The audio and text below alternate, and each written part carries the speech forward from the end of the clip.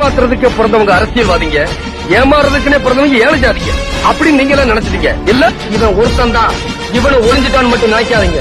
எனக்கு பின்னால விஜய் இந்த போட்டியில ஜெயிச்சு புது மாப்பிள்ளையா நம்ம ஊருக்கு வா. நான் செந்தூர பாண்டி தம்பின, எனக்கு தோல்வின்றதே கிடையாது. என்ன ஆசீர்வாதம் பண்ணுங்க. என்ன சொன்ன? கூட்டம் சேர்த்தவன் எல்லாம் ஜெயிக்க முடியாதுன்னு சொன்ன இல்ல? உண்மைதான்.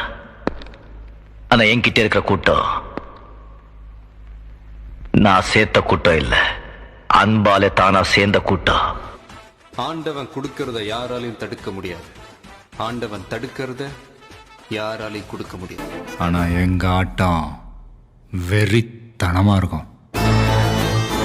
நல்லது.